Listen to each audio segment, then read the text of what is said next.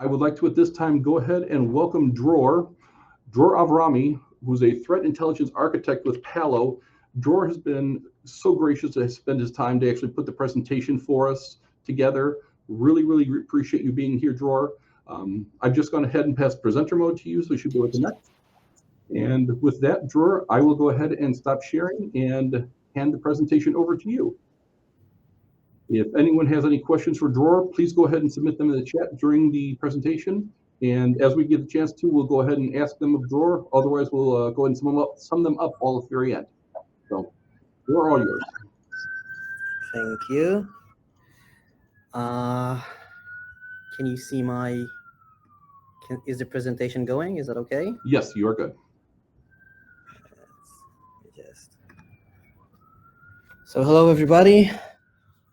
Good evening, good morning, good afternoon, wherever you are. Today we're going to be talking a bit about team fundamentals. Team, as most of you should know, is the threat intelligence module within XSOAR. Might also be referred to as a TIP by other companies, but we call it team. And let's go straight ahead and go into it. If you have any questions, do feel free to ask via the chat, and Charles will tell me when you have questions because I can't really see the chat as I'm going through it. Let's get going. So we're going to talk today about Team's 3 pillars. Team's 3 pillars are ingest, enrich and manage, and export. We're going to go through each of those things in turn, discuss how we do each of them within XSOAR, what are the issues within them, what are the possibilities that we have going over them, and what can we do while we use those. Let's start, of course, with ingest. So as some of you might know, we have about, give or take, 23 out-of-the-box indicators within XSOAR. As you can see, it is divided to 2 groups. This is not a random division. It is not by alphabet as well. XSOAR in itself is mainly based on STIX2. That means that we try to follow and adhere as much as we can to the same indicators that STIX2 presents and the way it presents it and the fields that it gives us. So in general, we have 2 different groups. We have the STIX cyber observables and we have the STIX domain objects. STIX cyber observables, you might know it. It's very classic indicators. They're very structured. They have a uniqueness to them that we can extract out of. SDOs, on the other hand, are a bit more freeform. It's going to be mainly text. It's going to be metadata that accompanies the classic indicator. So if we have an account would be, let's say, related to an identity. The identity will tell us more information about that account, but the account itself is the only observable. We can actually observe it doing stuff, or we can observe an IP. In XSOAR itself, every type, sorry, something here just jumped ahead. Okay, so in XSOAR, we have each type has its own unique things within it. When you build a type or when you look at a type that you get out of the box, you're going to have a few things within it. And let's just go quickly over them. I'm just going to mark all of them and then talk about each one. So we have custom fields, we have the regex, we have the formatting script, enhancement scripts, reputation command, reputation script, and the indicator expiration method. Don't worry, we're going to go over each of them in its turn and describe what everything does and how the flow works within the system itself. So let's go ahead and start with the regex itself. A regex is the gateway into the system, into the tip itself. It actually dictates what information is going to go into the system as an indicator. It works automatically. As you can see here, we have an example of an IP. It's a bit complex. If you're not used to regexes, don't worry. You don't have to understand it. It basically gives the system behind kind of a code to follow on what strings to capture and how they should look like. So if you look on this one, we can see it captures IPs and it also captures IPs that are defanged. If you look closely on the second one, it does not capture it. and that's because it is not a valid IP. 256 cannot be an IP. Short explanation on the whole regex thing. It just says to it, hi, these are the limitations of IP. The first one has to be between 0 and 255, and so is the second and the third. They have to have a dot behind them, and that's the whole thing. That's the regex. But as we see, not all regexes are created equally. And let me just jump ahead to the next one so you can see it gets messy. So this is a URL regex. URL regex is very complex. It takes a long time to write. It has to cover all the possibilities, and it's a mess. In general, it's a mess, but that's how we work. Regexes on themselves are built upon RFCs or upon standards, and we just follow them to the letter to make sure that XSOAR can actually capture those strings and bring them inside and pass them on to the formatter to do a bit more work on them that we're gonna go over in about a slide or two. So those are the regexes. And as we said before, only SCOs are going to have those because SCOs are structured, SDOs are not. They're just going to be text. Let's move on. If you feel at one point I'm going too fast, also say it in the chat so I can slow down. Let's go over to the formatting script. The formatting script, or as we call it when we talk about it, usually a formatter, it's a script which its main job is to take everything that comes out of the regex itself and make it into the valid known format that team actually works with. And it's not always the same as what the regex captures, because we saw before, we have IPs that are defanged, and then within XSOAR, we do not want to see that defangment. Defanging is the square brackets you can see here within the IP. So formatters are going to do validation, and they're going to do formatting, just like we said. Following that, we can see here a very, very simple explanation example that we have within IPs. Some are coming in defanged. We will take that defanged IP, remove the brackets, push that into XSOAR, and then we have a valid IP, which is all nice and easy. But, and you can see where this is going, not every formatter is very simple. So let's move on. This is something that we do for every newcomer that comes into XSOAR, and we like to give them an example on why these things are a mess. So these are emails. Some are valid, some are not. All are being passed into the formatter, at which point the formatter should give you, is this a valid email or not, and why? So take a moment with yourself. We'll go over them and try to think, is it valid or is it not? And then I'll go ahead and tell you on each one. And it's a nice little game. At the end, you can everybody can say how much they got right, how much they got wrong. So the first one is just email as the username, @sign, and then an IP. It looks okay, but if we dive in, we can see that an IP within an email is not valid. You have to have brackets around it. Moving to the next one. Again, it looks valid, but it is not. Strings within an email must be with dots. So with that, we move to the next one. This is actually valid because we have quoted strings, but there are dots around them. So that email is actually valid, even though it looks terrible, and everybody would get it wrong, I would guess. This one is also valid. Again, we have quotation marks, but we have dots around them. It's fine. Number 5 kind of looks like the first one, but we do have brackets here, so it is actually valid. Nothing is wrong with it. Number 6, I guess, again, we have a dot here, which is weird, but emails cannot start with a dot. They can have a dot in the middle, as most of you might know, but the beginning is a big no-no.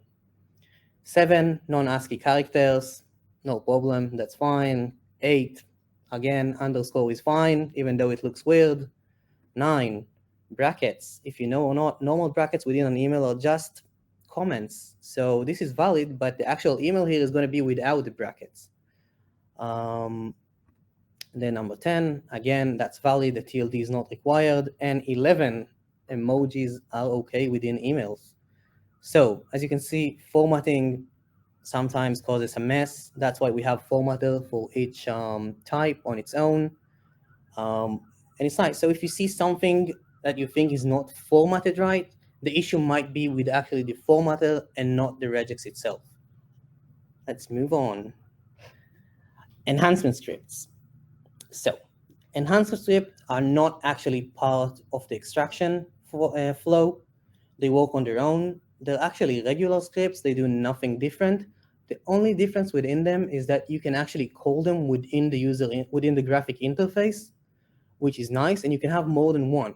So if you have an indicator, you can click it. You can see in the quick view on the side under actions, you have enrichment scripts, and you can just run them.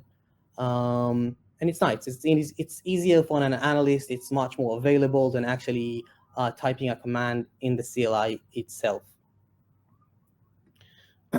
Reputation commands. Reputation commands are doing a bit of the heavy lifting within XSOAR. You might know it as the bang command.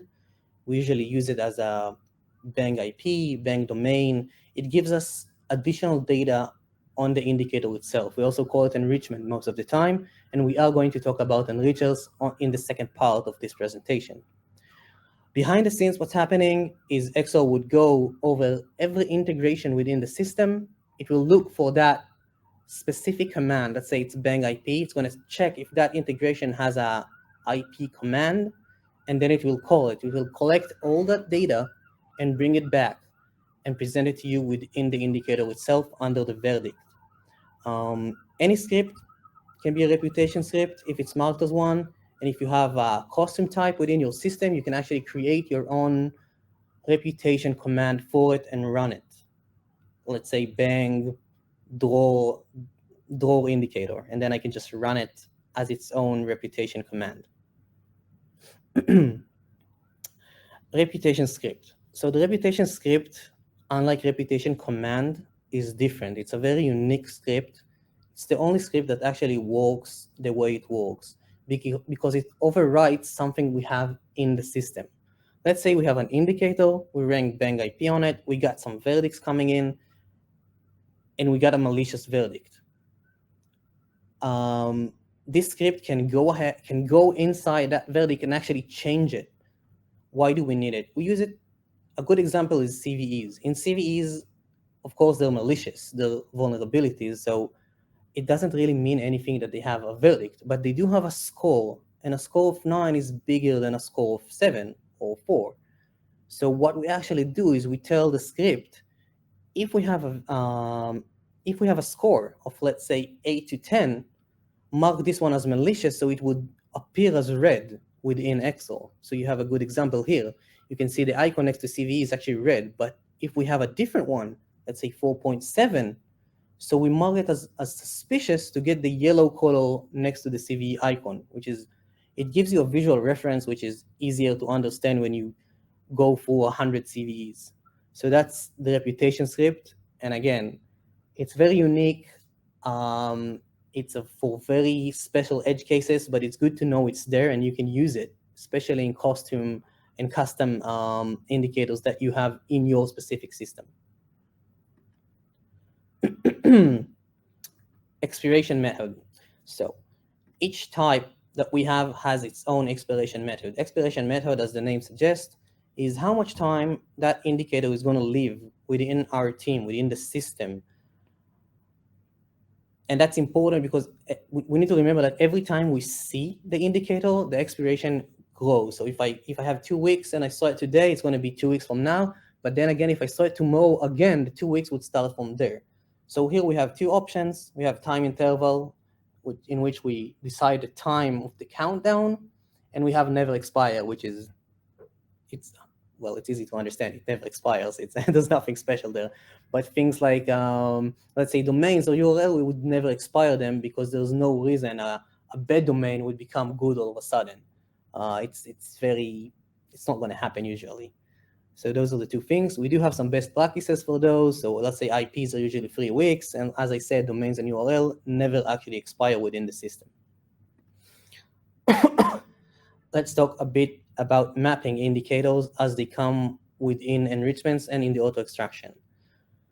As you should know and probably know, we do not have mappers and classifiers for indicators. That's not the way it works. We do have kind of a mapper It's within the type. It's called custom mapping, and within it, you actually tell XSOAR, if you see this indicator within the context and it has this field, please put this key into the XSOAR field that we mark here, and it also supports transformers and other stuff like that you know from incidents. That's everything you have. So let's put it all together into one big flow.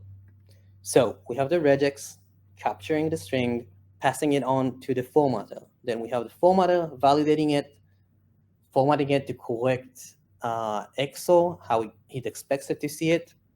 After that, we have the reputation command going out, taking every script, every integration, and bringing back data for us. And after that, we have the reputation script that sometimes we have and sometimes we do not have, but it might change the verdict.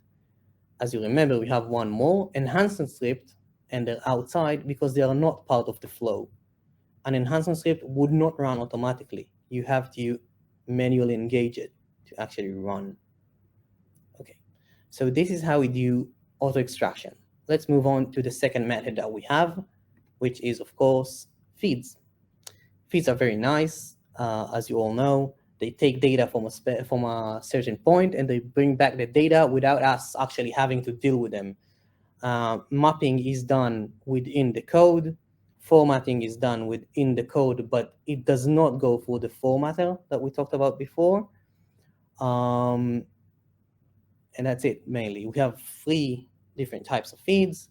Plug and fetch, in which you do not need any credentials. You just put it on, set an instance, and data will start flowing in. We have 3 feeds on which you need credentials, but they do not cost any money.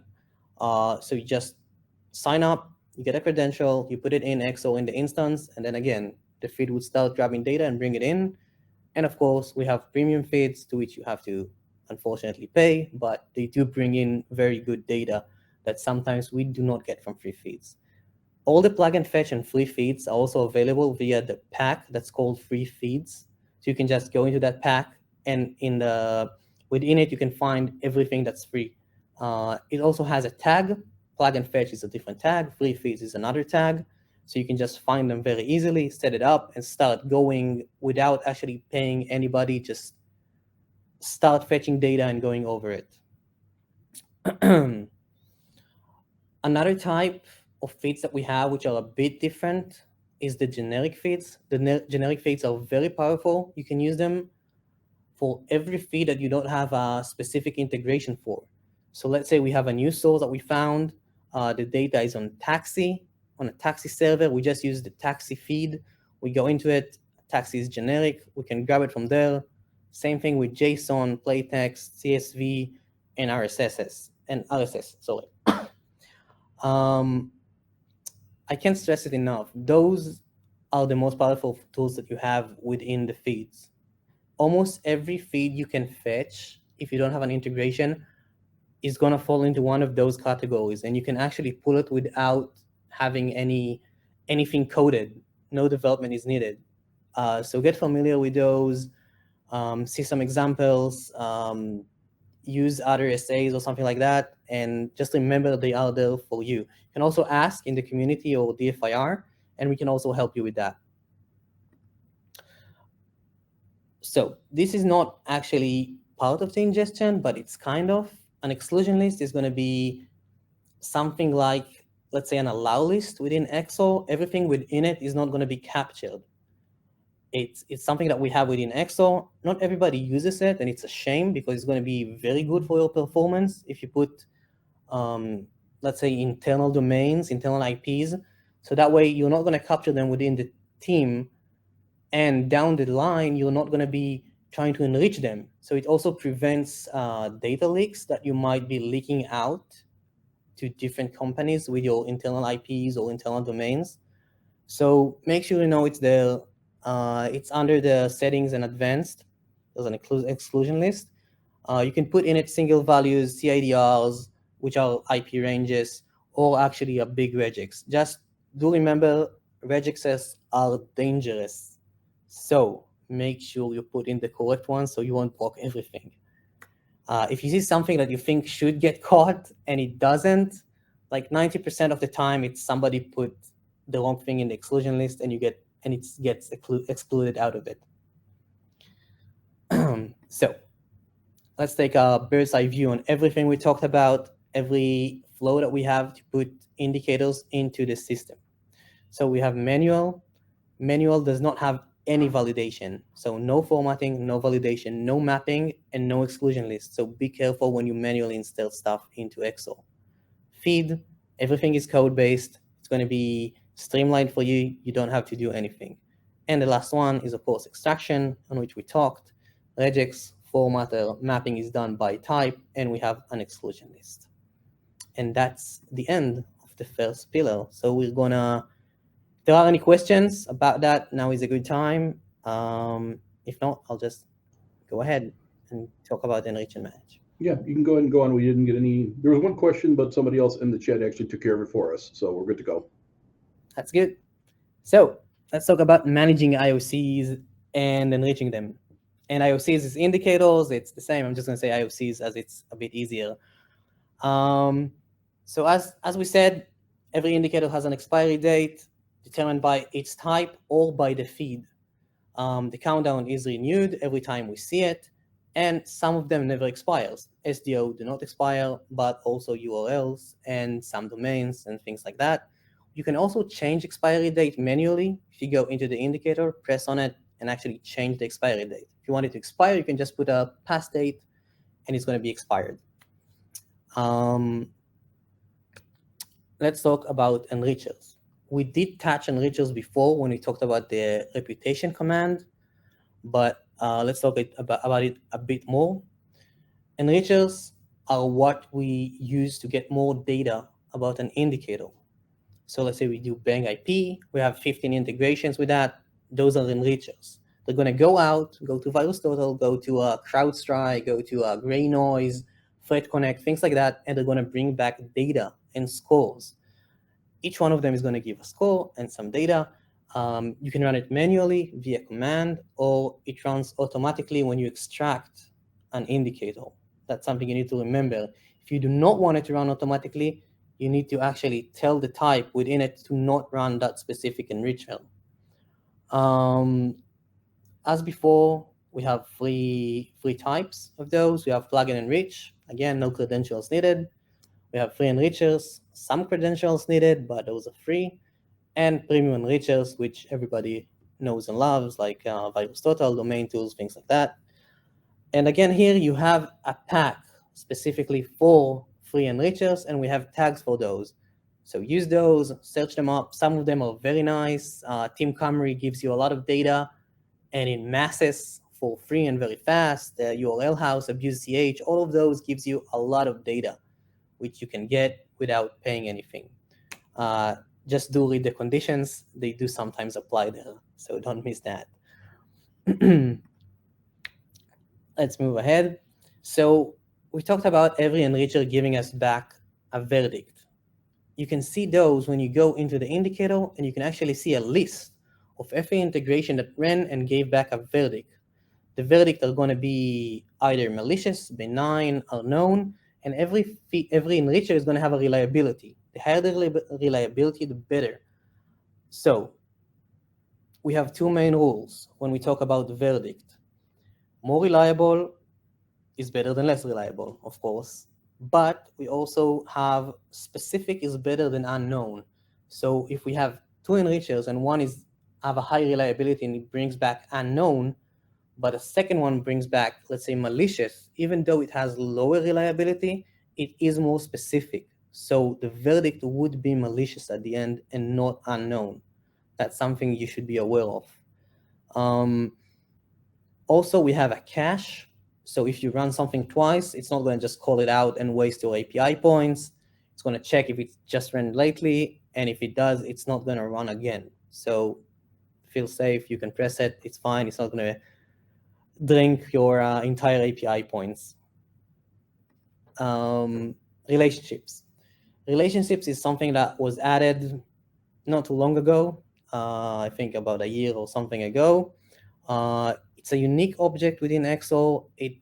It's not exactly an indicator. It is the object of a relationship between two indicators. So every relationship object is going to have two sides.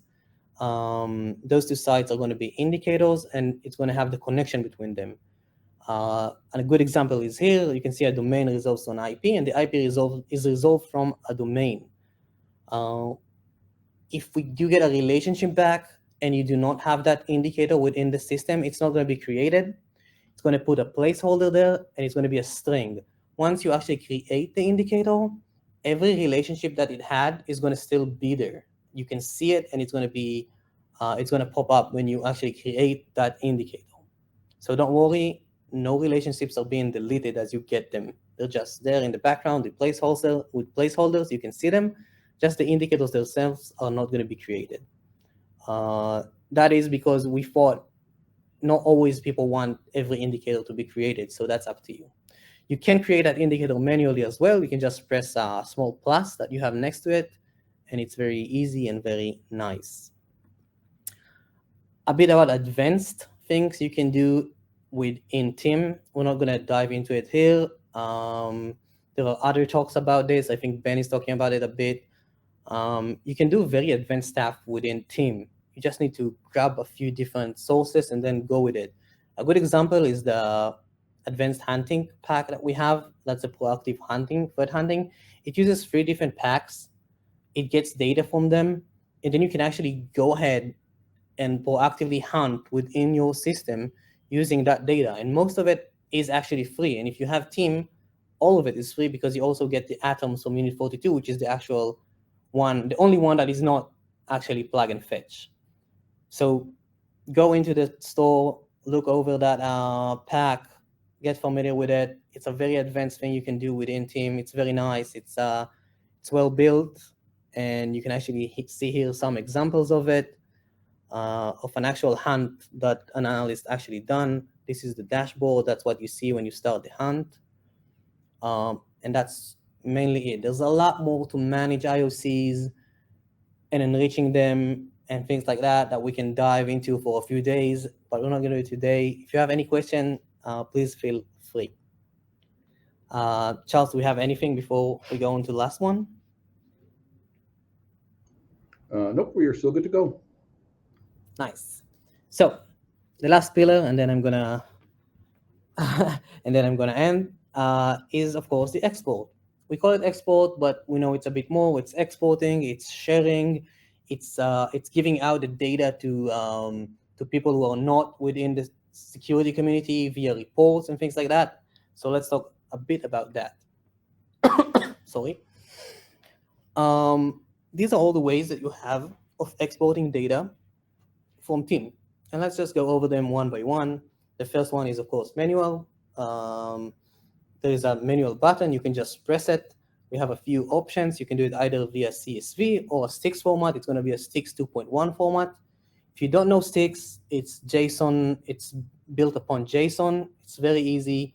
It's much nicer. If you have nightmares because you know STIX 1, which was XML, do not worry. It is not XML anymore because somebody understood XML is not working very good. So let's see how it looks like.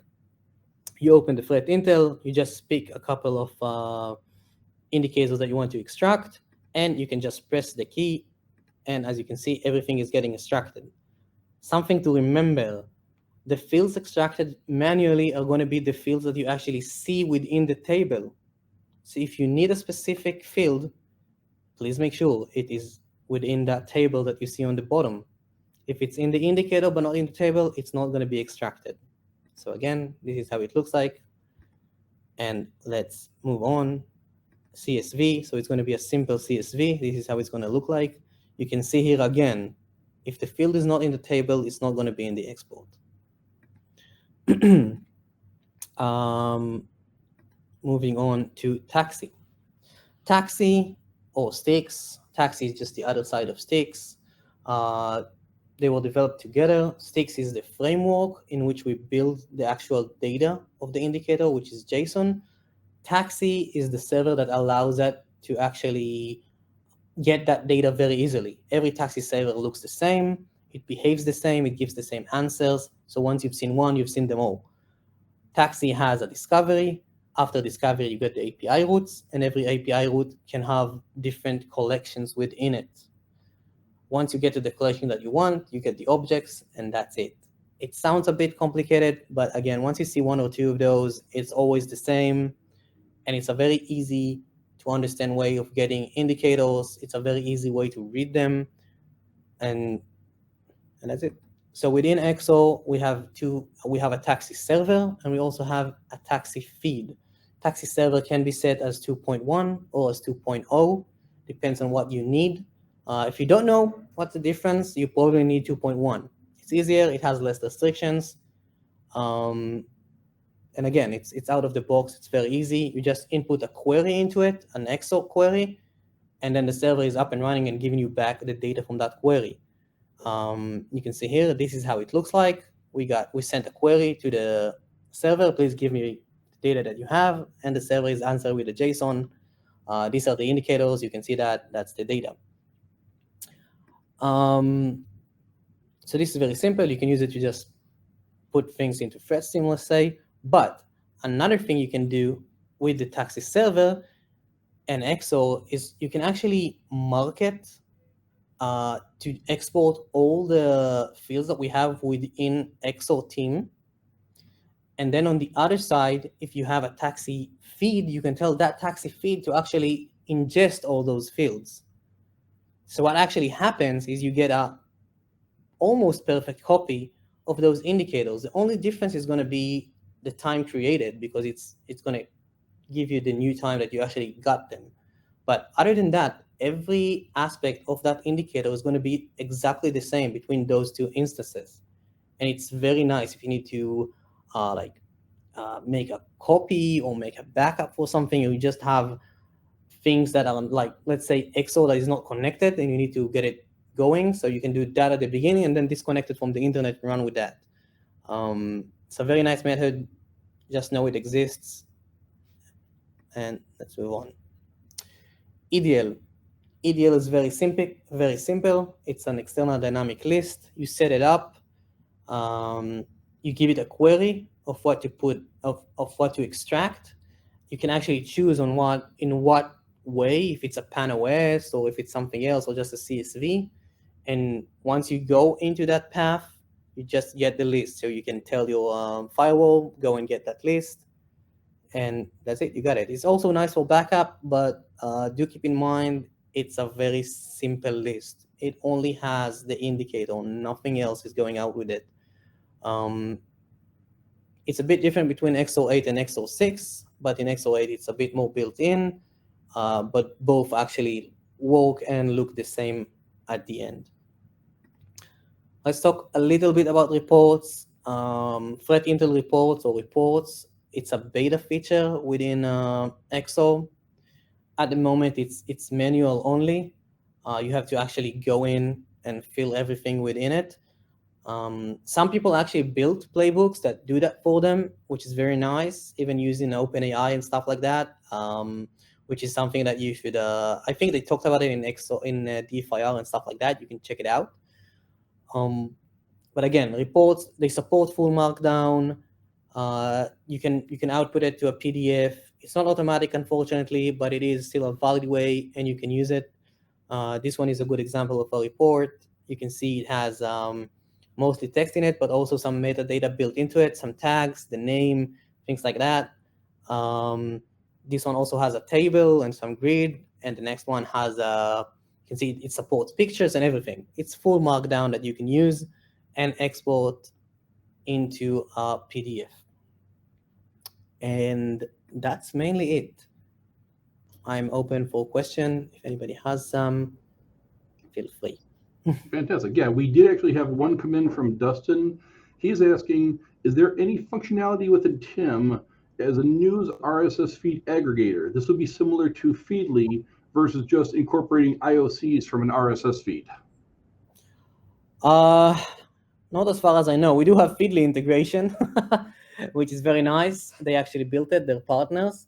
And I know they've done some stuff in aggregating it, getting extra stuff out of RSS feeds and more, let's say, smarter ways of getting those indicators. But unfortunately, no, that's something we do not have. But if you do have any idea or anything that you feel we should add, please feel free to open an AHA.